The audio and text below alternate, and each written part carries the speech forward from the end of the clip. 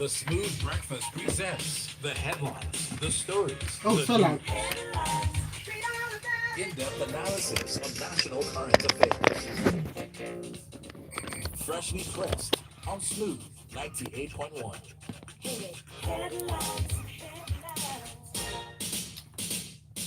Caleb, are you getting that? All right, we're in. Smooth 98.1. Good morning, Lagos. Good morning, Nigeria. Good morning, world. I'm Shokwa Martins, and this is Smooth Breakfast. And more importantly, this is Freshly Pressed on Smooth Breakfast, and that is the part of the show where we get to bring you news analysis as it pertains to what's happening in our country. Joining me for the next half hour, I've got Mr. C and Fidel for a Monday morning. Good morning, gentlemen. How are you today? Good morning, Shopware. Good morning, Mr. C. Good morning, Lagos. Good morning, Nigeria, and happy holidays. Good morning, Shopware. Good morning, Fidel. Good morning, Lagos. Yes, yes. Once again, we reiterate happy holidays. Hope you're enjoying the fruits and benefits of democracy. And speaking about that, we'll take our first story in just a bit. Before we do that, though, remember you can join the conversation. We are up on Twitter at Smooth981FM. So make sure you send your tweets in and tag us at Smooth981FM up on those tweets. You can also join us on youtube.com/Smooth981FM Lagos and leave your comments up on that live stream. And you can send WhatsApp messages into 0809 440 981. Okay, getting into the stories because Democracy Day was just around the corner. Let's talk about this from the Premium Times. Democracy Day, Buhari restates commitment to peaceful and transparent elections in 2023. Now, this is the president for his last Democracy Day as the president of Nigeria. He's stated his commitments, and this is what he said, and I quote: "I remain committed and determined to ensure that the new president is elected through a peaceful and transparent process." He also said that most political parties had elected their candidates in peaceful primaries and ran issue-based campaigns. So there we have that. Mr. C, I'd love to get your thoughts on this. Okay, thank you, Shopware. So, as the president rightly said, mercifully, this is his last Democracy Day speech. And Why do you say mercifully? if you look at if you look at all the Democracy Day speeches he has delivered, I'm sorry, none of them I've found none of them inspiring. None. Okay. And I'm sure some Nigerians share that similar experience. So looking at the the trend of what I ordered versus what I got. So what did you order? What did you No, expect? personally, I didn't order anything because I wasn't expecting anything. So some people order stuff and are quite disappointed. Some So are disappointed. why But are you underwhelmed by these speeches if you didn't expect anything? So where does the underwhelming come from? so the underwhelming comes from the fact that when you think you've hit rock bottom, that the speech can't get any less inspiring. He said to you know. It's full of sound bites, it's full of statements that are extremely difficult to believe given our collective experience. And I'm going to Well, he commiserated with victims of attacks and said that they would bring the state would bring justice for them. He said quite a bit. his job is not to commiserate with anyone. His job is to ensure that, to the best of his ability and that of his security chiefs, that there's security throughout the country. Now, he says he will ensure the perpetrators are brought to justice. He's been in office for 7 years. Can you name anyone who's even in court, forget a conviction, who's been arraigned in court for terrorism that we're aware of? Well, people of Nigeria and the world, go ahead, send your messages in if you can. So, continuing, he makes statements. I'm going to give you an example of a statement, Okay. part of his speech, and I'm reading some. I'm coming. So he says, "I know many of us are concerned about the rise in insecurity due to terrorist activities in parts of the country. As a government, we are working hard to contain and address these challenges and ensure that the 2023 general elections are safe and secure for all Nigerians." He then goes on to say, "To achieve this, however, we all must contribute. It is not a job of government to do." Now let's pause there. You say you're working hard to ensure to contain and address the security challenges. We're not seeing the results of this working hard or this hard work. We're yet to see the results. You say it's not only the job of government to solve the insecurity problems. Well, we would like to know exactly what the government has been doing. The other day, there was an attack in southern Kaduna, and from the reports of eyewitnesses, a helicopter operated for 6 hours unchallenged. What role were the civilians in that location supposed to play? Apart from giving the security agencies the information, evidence of what they perceived personally, what else were they supposed to do? Shoot down the helicopter? Well, I sincerely hope that's not what was expected of them. But looking at this, and this is me just playing the foil, your foil, right? Looking at when we hear from different sources that civilians need to play a role in this. You've already spoken about the issue of information. I still remember a story we covered, and I apologize, I cannot remember the details of the location in which the victims of terrorists in a community reached out to a local vigilante group with information about their terrorists and well, about the people terrorizing them, and where then we saw the fruits of their information and of their participation. Isn't that more along the lines of what we should be seeing, that kind of trust and information sharing between the citizenry and between the security forces? Chopper, you said they reached out to the vigilante team, not the security agencies. Yes, I did see that. Now, there's some inertia when you pass on information to the security agencies because they need to bounce it up the chain of command, verify the source of information, then bounce it back if they're going to take any action. And in the process of going up and coming down, the moment might be lost. And that is why we have seen the rise and emergence of state outfits like Amoteco, like Ibubeabo, local vigilante teams that don't have to deal with that political machinery of having to cross-check information or taking time to get the right political decision out. They just act. And the clamor for state police will continue to increase for as long as the federal security agencies continue to dilly-dally with the lives of innocent Nigerians. Now, looking at the speech with regards to Democracy Day and the dividends of democracy, did you see any hope or any light in the speech? So he did note that the primaries were seemingly peacefully contested. And issue-based. Well, I don't know about the issue. Well, I'm just saying what he noted. Well, I don't know why he noted that because for one of the major parties, the winner of the primaries, ran what could simply be described as "it's my turn." That's it. Isn't that an issue? I don't understand how that's an issue. It's my turn. Your turn to do what precisely? So I'm not holding my breath out for the many elections. Anyways, we have Peter Obi. So he's going to run an issue-based campaign. Primarily because one, he's cerebral. Is he the only one, though? Because I know we've talked about this third force, and that seems to be the candidates of the Labour Party, but there are other parties who are fielding other presidential candidates. And so some of the other parties have candidates already. And then when you look at the names of the candidates, you try to check what they've been doing or what they're doing. There isn't really much to work with. So let's hope the debates will hold. Let's hope that some of the major candidates will turn up for those debates and proffer detail-based plans to get Nigeria out of the rut it's currently in. Well, like I said, hope on the horizon. Although Dr. I at CMS doesn't agree. Well, he agrees with you. He says, totally agree with Mr. C. To not feel disappointed is to say we've lost hope.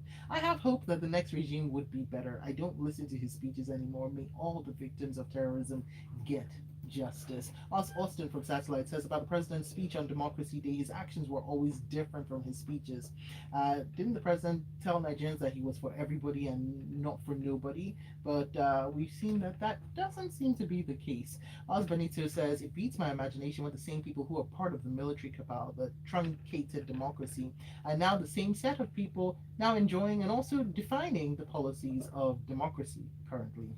Well, Benito, you keep on sending your messages in. Okay, taking a look at this next article, it comes in from the Guardian newspaper as we go in from the president restating his commitment to peaceful and transparent elections. We've got some pre-election violence. Police deploy anti-riot men in Ado Ekiti over pre-election violence, coming in from the Guardian. Now, according to the news agency of Nigeria, Fidel, there was a tension in Ado Ekiti on the Sunday over the reports of planned reprisal attacks. This was after the alleged killing of one Mr. Tokpe Ajayi, who was a supporter of the APC and was allegedly shot dead in Itaji Ekiti by political thugs when the APC and the SDP took their campaigns to town. And there was now a confrontation between the supporters, a face-off and a violence. And after his killing, tension gripped the residents of the state over fears that the leadership of Transport Association had mobilized to launch a possible reprisal. Now, that's just the basic gist of the story. I'd love to get your take on it. I mean, look, it's concerning that we have these guys who are part of transport unions are just sort of like, you know, transport union workers at the day and dogs by night. The state's governorship election is like what 7 days away, and then the police is trying to tell us that there are already clashes between factions of the APC and factions of the SDP. Now, what I'd really like to see is the Nigerian police or the Commissioner of Police attached to Ekiti State, right, to make arrests, right? Because these things are things that will happen, right? We've seen it over the years. It's almost traditional when you have, especially, I mean, at the center, it's a bit few and far. But when it comes to state elections, local government elections, we see these forms of gangsterism, right? So what I'm saying is we need to see our commissioners of police arrest some of these gang members or these thugs or political thugs, whatever the name is given to them, and then question these guys, find out who, because they're not there on their own accord. Somebody is sending them or a group is sending them. So what we need to do, these guys are small fries. We need to find who is behind it, who is bankrolling them, who is providing the weapons for them. They shot someone, who is paying for that. There is a trend, and it's unfortunate that the Nigerian police cannot, follow these trends and get who is the boss or who is the kingpin behind all this. Now, speaking of trends, one thing that we two things that we put together in this country is elections and violence. So when we talk about trends and flashpoints, because we've heard from the security operatives that the Nigerian Army Police and the Nigerian Security and Civil Defense Corps have mobilized to flashpoints within the state. After this, why not beforehand? What stops something? Is it not prevention better than being the cure? So the truth is, it's a build up, right? Until the elections are close, then maybe different factions are starting to broker deals, and then when deals don't go well, you now find them they're trying to like maybe kick somebody out of some position or just kill someone, right? And like I said in the beginning, we find that this NURTW union, this transport unions are always in the midst of all of this, and it's rather unfortunate because I really wonder which transporter out there is really having time to go and be shooting guns and all these things. I think it's just an umbrella for a bunch of thugs. But the point here is, I feel like if we have our police following this intelligence and bringing out these people, we can call out whoever from whatever party. If we can call out whichever party is sponsoring these guys I feel like it will go a long way. Okay, Oh, really? so Mrs. Fidel, the first thing we must remember is the police know who's responsible for what. Nigeria has had a history of transport unions and workers groups working hand in hand with politicians. Now, the transport workers tend to be the military wing in some regards to the politicians. So they know who to speak to stop the violence. It's just that there's a continuing culture of impunity which allows people to do what they like and ignore the consequences. When you go after the sponsors, the people who are in charge, and you hold them responsible, you will then discover that there will be no violence because they will not want to face the consequences. Nicely put, Mrs. C. But then my question is, what's stopping them from going after the sponsors? Because as you have said, this is not a recent So thing. there's a symbiotic link between the workers and politicians. The politicians are the ones in power, but they need these guys to do the dirty work, the field work. So it's do this for us, and we'll turn a blind eye to all your shenanigans, right? And because there's that link, whenever you pick them up, within the shortest time possible, they're out.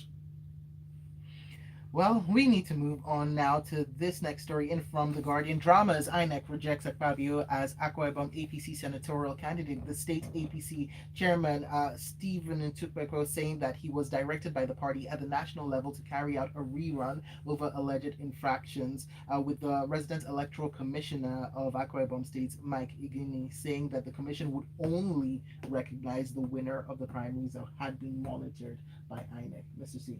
Okay, thank you, Shopper. So this has shades of 2019 Zamfara and River States. Same exact scenario, different factions doing different things, and at the end of the day, guess what? At the general election, none of the factions could produce a candidate. So the APC did not have candidates going into the elections in Zamfara and River State in 2019. Fast forward to 2022, 3 years later, no apparent lesson learned.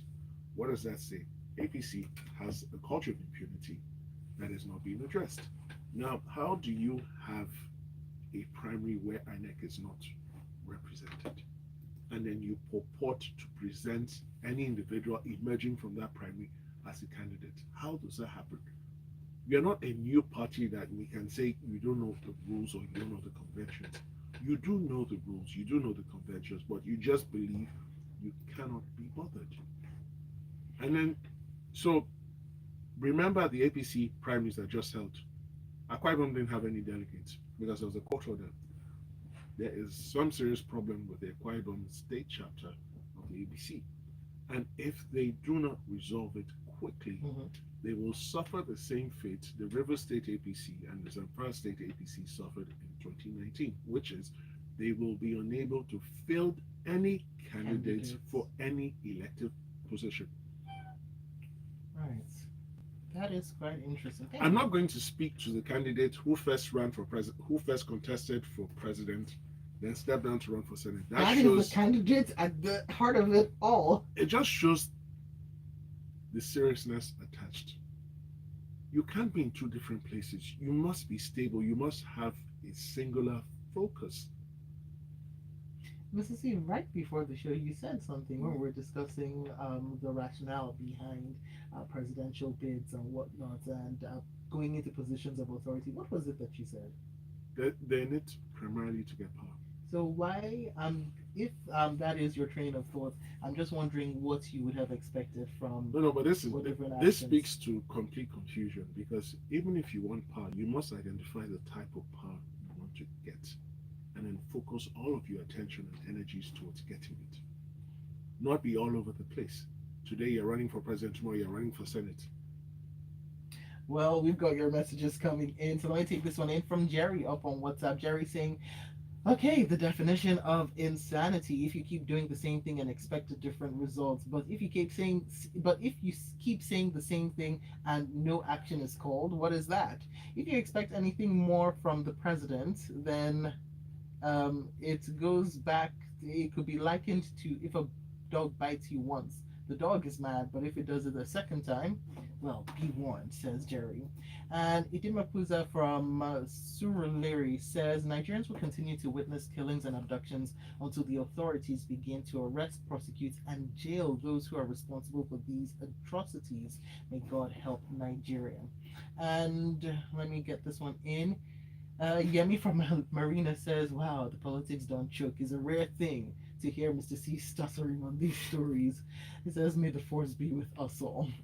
Okay, keep on sending your messages in. I want to take this next story and take it a little ways away from politics for now. Well, no, it's about Jam and ASU. From the Tribune newspaper, Jam tackles ASU president over comment on admission process. That's the head of Jam's Public Affairs and Protocol, Dr. Fabian Benjamin, reacting to the president of the Academic Staff Union of Universities, Professor Emmanuel Sodeke's comment that and I quote, admissions are being done by JAM and sent to you. Going on to say vice chancellors don't know how the admissions are done. The board also promised the ASU chairman 1 million naira if he could back up his claim with evidence, Fidel. I mean, what do you make of all of this going on? Or rather, Mr. C, what do you make of all of this? Okay, thank you, Shopper. So, the ASU president was quoted as saying that JAM is in charge of admissions. Now, I want to believe he was misquoted, that he truly did not say that. Now, what it is for me is this, right? JAM coordinates the exams, right? Mm. They get the results. They have the cutoff marks already. So if you meet the cutoff, JAM can notify you that you've met the cutoff. Now there's a supplementary list that the university. So wait, the process is you write JAM, then you then go to universities to write another test. I mean, I'm confused. I feel like the process over time has been changed, right? There was one time when we had just JAM having the final say, right? So JAM, you write JAM, and then if my memory serves me well, you write JAM, and then you go. You don't have to go for any post UME. Is it UTME? Yeah, Post UTME. Post UTME. UTA. Yeah. Anyway, you write JAM, and then you have another exam you write in the university. But there was a time when you simply wrote JAM, and then if you met the cutoff mark for the school you applied for, you can go in. Then eventually they gave the schools some power to say, okay, maybe the school has a feeling like, okay, they want to still test the abilities of the students, right? But the problem is, I feel like for ASU, it's because of there's a lot of darkness in the way JAM has been handling its affairs, right? So it was only recently, I think the last head of JAM who came out to, I think, declare how much JAM was making and resources they've been getting and how they've been using it. So prior to that time, right, it is not impossible that the universities were losing faith in how JAM's processes were being handled. And so when we now see that the ASU leader is making these statements, the ASU leader is traditionally a lecturer in the university or part of the university team, right? So it's simply a reflection of what the universities feel or the university lecturers feel about JAM's processes. I think it's not a game of come and counter his statement or he said this and she said that. I think it's more for JAM to continuously shed light on its processes, right? And that way, from the examination to how they're picking students to how the merits are being done, and if the universities are being carried along, I think it's just for it just gives confidence to the process, and when there is confidence in the process, ASU cannot fault JAM. I, for one, used to have a problem with the JAM system because I feel like in other countries where we have the universities being solely in charge of how they admit students, I used to fault the process. But recently, I think with the last head of JAM, trying to show some transparency with financial transparency anyway, that is a step in the right direction. I think they should just continue to open up their processes and just make their processes better, So with what the ASU leader is saying and what the JAM representative is saying, I think this trading of words is not really necessary, especially now because I feel like ASU right now is tensed, the union is tensed. So at this point, they're really taking jabs at everyone. Well, let's move on now. We've got your messages coming in. Let me very quickly read this one in from Tosa, who says people should stop disturbing themselves because we will not see anything different from the president. And I believe Asu was misquoted. And now we go into this story from the Vanguard newspaper. Do not fly Muslim ticket. Christian Association of Nigeria wants APC, PDP, and others. That's the Christian Association of Nigeria for the umpteenth time warning the parties that they should resist the temptation to fly a Muslim ticket in the 2023 elections. Okay, thank you, Shepard. So I'm going to start off by saying this. Ideally, when you're considering candidates for an election, ethnicity or religious belief should not form a basis for selecting the candidates in an ideal situation. And you will find that in developed countries, it's not a consideration. However, in Nigeria, where we are today, it is a consideration, whether we choose to admit it or not. Yes, in 1993, the June 12th election, we had a Muslim ticket. But guess what? Nigeria was not as polarized as then as it is now. Now, today, in Kaduna State, funny enough, the current governor and the current deputy governor are both Muslims. But that is a strange occurrence. It's not common. Now, since 1999, we've always had a mix where if a president is from one religious belief, then the running mate is from the opposite religious major belief. Now, 2023, the Christian Association of Nigeria is saying that, look, listen, political parties do not do a Muslim ticket because it ignores the religious sensibilities of the time. That Nigeria needs to be united more than ever, and to do that, you need to get candidates from different religious beliefs together. Now, there is a fear with the APC that with the emergence of Bola Tinubu as a presidential candidate, that they might not find a northern Christian who has the required electoral pull to bring in the votes. Now, we must remember this. Political parties want to win elections. They just don't want to sound good and look good. They want to win elections. And as it stands right now, in the APC, the northern Christians are not that particularly strong or electoral savvy to pull in the votes they need to win. So the Secretary to General for the SGF, Boss Mustafa, is a northern Christian. The Plateau State Governor, Lalong, is a northern Christian. But when you think about, okay, how many votes can they deliver in the north? Not so many. So now the fear is he might be tempted to get a northern Muslim vice presidential candidate. Then what that means, it will be a Muslim ticket. And the Christian Association is saying, no, you must consider the interests of the Christians. And they're also advising the other parties. But with the other parties, it's a lot more straightforward. Because for the PDP, they've gotten Atiku. So Atiku will pick a southerner. For Peter Obi, he's from the south. He can team up with Kwankwanso or anyone Kwankwanso nominates or find a strong northern candidate. Now, concerning what the CAN is saying, I'm of the opinion that for this election, it might be better if you cannot find a northern Christian, if you cannot fill the Muslim Christian ticket all around, try not to get Muslims who are considered too fundamentalist in their orientation or in their thinking. If you get a moderate Muslim, if you have two moderate Muslims running, then it's fine. What does that mean? I mean, it's almost impossible for APC. I mean, I feel like Khan was directing this to APC.